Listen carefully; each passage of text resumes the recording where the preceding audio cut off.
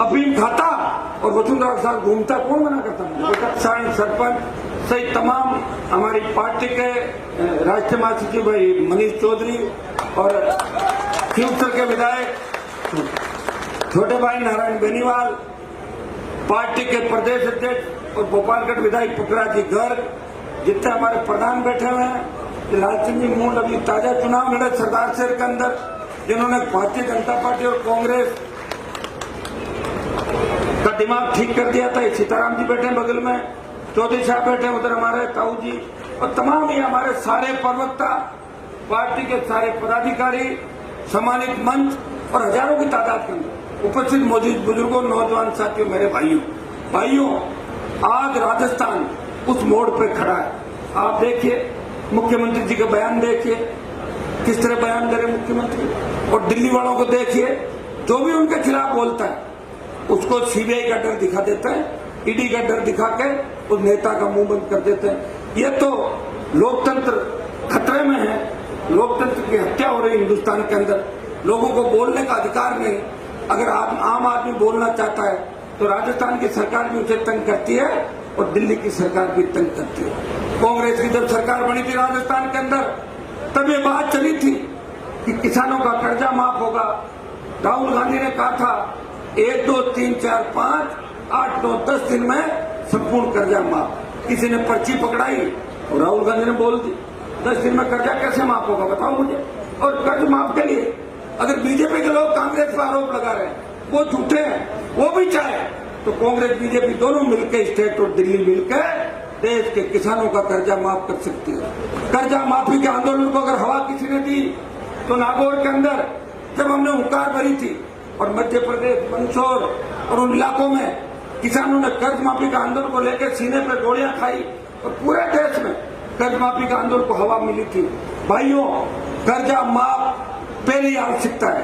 सरकार रात कैंप लगा रही है और बातें कर रही है, और प्रधानमंत्री जी तो लग रहा किसानों के इतने विरोधी हो गए, उन्हें किसान नाम से नफरत हो गई। इसलिए प्रधानमंत्री को और उनकी पार्टी को चाहिए कि वोट लेने के लिए खाली ईडी, सीबीआई के अलावा किसान जवान की जो मौलिक समस्याएं, जो मूलभूत समस्याएं, उनका समाधान करे। किसान का कर्जा राजस्थान के अंदर संपूर्ण कर्जा माफ हो, देश के किसान का कर्जा माफ हो। भाइयों, ये 4 सालों के अंदर कर्ज नहीं चुकाने के कारण 19,422 किसानों की जमीन कुड़क कर ली सरकारों ने। इससे ज्यादा क्या बात होगी, आप बताएं मुझे। आज हालात बद से बदतर होते जा रहे। हमारे किसानों के बेटे जीतते तो समाज के नाम से और किसान के नाम से। कोई अशोक गहलोत को पॉलिटिकल पापा कहता है, कोई वसुंधरा को अपनी मम्मी कहता है और वोट आपसे लेता है और मम्मी का कहता है। उन लोगों का भी हमें ध्यान रखना होगा। हमें ऐसे लोगों को जिताना। एक आप लोग क्या दयालु बहुत हो, आपको दया आ जाती है, लेकिन दया एक बार ही करो, दोबारा नहीं। अगर कोई कपड़े फटा हुआ सड़क पे घूम रहा है तो उसको एक बार अच्छे कपड़े बना दो और एक बार सिखा दो, और फिर भी वो नहीं मानता है, उसको घर बिठा दो, दूसरे को मौका दो। ऐसे तो जीवन निकल जाएगा। कैसे काम करें? इस डूंगरगढ़ के अंदर मैं भाषण दे रहा हूं, वहां वीर तेजा जी के भक्तों की, जसनाथ जी के भक्तों की, राम साहब प्रिय बेरू जी के भक्तों की, तमाम जो हमारे बीगाजी महाराज के भक्तों की कितनी बड़ी संख्या है। हाँ, ये सही है कि पिछली बार भी आपने कांग्रेस भाजपा को हरा दिया था, लेकिन जिताया किसको? जिसको जिताया क्या वो काम करने में कामयाब रहा? जिस पुल से, जिस रेलवे ट्रैक से मैं आया हूँ, 15 मिनट 20 मिनट में मेरी गाड़ी फंसी रही। अगर कोई एम्बुलेंस आए उसमें गंभीर मरीज हो, मुझे लग रहा है उसे ऊपर ही जाना होगा, इस ट्रैफिक के अंदर वो गुजर नहीं सकता। इस रेलवे के आरओबी का निर्माण अगर 4 साल में आपका विधायक ने करा चुका और वो अशोक गहलोत की गोद में बैठा हुआ है, मुझे तो अचंभा होता आपके एमएलए का। एक बार तो जब सरकार गिर रही थी तब हल्ला हुआ था कि मैया जी कहाँ गए, बोले पायलट के साथ गए, और शाम को हल्ला हुआ कि पायलट के बाड़े से निकल के गहलोत के चले। कितनी स्पीड से भागे होंगे देखो आप। गजब की फुर्ती दिखाई दिन शाम, और कहा से ऐसी फुर्ती वो डूंगरगढ़ के विकास के अंदर दिखाते। मैं तो सत्ता के खिलाफ हूं, मोदी भी मेरे नाराज है, गहलोत नाराज, वसुंधरा मुझे देखना नहीं चाहती, फिर भी खींवसर के अंदर आप जाके देखिए, शायद खींवसर विधानसभा क्षेत्र के अंदर 7-8 तो कॉलेज सरकार ने डर से खोल दिए थे। हमारे पूर्ववर्ती सरकार ने खोले, अब की सरकार ने 5 खोल दिए, और अब वहां झगड़ा सड़कों का नहीं है।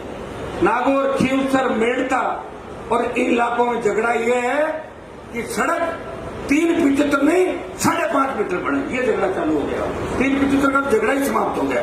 और मुझे लग रहा बीकानेर में तो जहाँ कोलाइट के अंदर 14 को प्रभु जी और रैली कर रहे हैं, वहां तो अभी भी ऐसे गांव होंगे तो सड़क मार्ग से नहीं जुड़े। मैंने राजस्थान को नापा है, जगह जगह बहुत से इलाके ऐसे हैं जहाँ के जनप्रतिनिधि सुस्त और कमजोर है, उन इलाकों में विकास नहीं हो रहा है।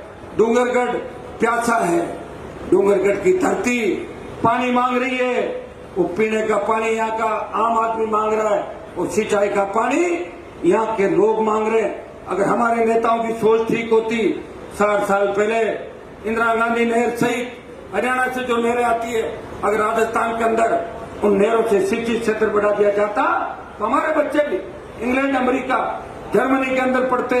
लेकिन नेताओं की सोच अच्छी नहीं थी, उनकी सोच थी कि मैं, मेरा बेटा, मेरे बेटे की बहू और मेरा भतीजा या मेरा भांजा इससे आगे नहीं बढ़े और आपको विकास के अंदर पीछे धकेल दिया। मैं धन्यवाद दूंगा नौजवानों का।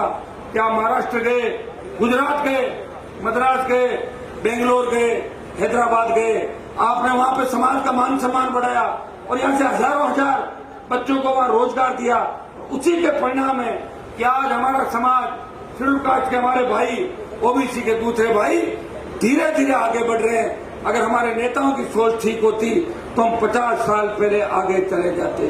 आज अगर हम आगे आए तो इसमें सोशल मीडिया का बहुत बड़ा योगदान है। दुरुपयोग भी है, ठीक का अगर उपयोग होगा दुरुपयोग भी होगा। गलत तरीके से सोचें तो कोई सही बात सोचता है उसका उपयोग है, और गलत बात चाकू है, सब्जी काटने काम आता है, और किसी को मौत के घाट भी उतार देता, उतारता नहीं उतारता। तो सही सोचें, अगर सही सोच के साथ अपन चलें तो जो क्रांति आई इस देश के अंदर वो पिछले 8-10 साल के अंदर ही आई है। जब मोबाइल नेटवर्क आया 15 साल में, सोशल मीडिया आया, इंस्टा और आपके दूसरे ट्विटर आया, इससे आप एक दूसरे को जानने लगे। आज हनुमान बेनीवाल डूंगरगढ़ के अंदर सभा को संबोधित कर रहा है, पूरा देश देख रहा है, पूरा विश्व देख रहा है। इस क्रांति जो आई है ये बहुत कम समय के अंदर आई है। मैं भाइयों एक बात आपको और कहना चाहूंगा, विशेषकर नौजवानों को, कि नशे की प्रवृत्ति से राजस्थान और देश का नौजवान खात्मे के कगार पे। सबसे ज्यादा भोले भाले हमारे किसान के बेटे, वो किसी के झांसे में आ जाते हैं। अफीम की उंगली चटा दी किसी ने, 2 बार उंगली चटाई, क्या मजा आ गया, 3 बार में अफीम का दिया जाएगा। इसमें एमडी, चर्च, गांजा, मेरे विरोधी तो मेरे लिए भी कहते थे कि हनुमान जी इतना कैसे घूम रहे कि अफीम खाते हैं, तो दिमाग खराब होता हूँ। अरे अगर मैं ही अफीम खाता तो फिर मैं सत्ता के अंदर कभी का चला जाता। अफीम खा के 2003 में सत्ता में मना कौन कर, अफीम खाता और वसुंधरा के साथ घूमता, कौन मना करता? 2003 में फिर मेरे 20 साल खराब की पता। ये विरोधियों की बातें, उनको तकलीफ है, ये क्यों घूम रहा है, ये क्यों चला रहा है, ये क्यों होशियार कर रहा है, ये होशियार करना हमें भी जाना पड़ता है। लोग कहते हैं हनुमान जी घूम रहे हैं, आप क्यों नहीं घूम रहे हो? तो बड़े बड़े वोट नहीं देंगे, जो जा रहे हैं आपके बीच जाके इस तरह की बातें करेंगे आप।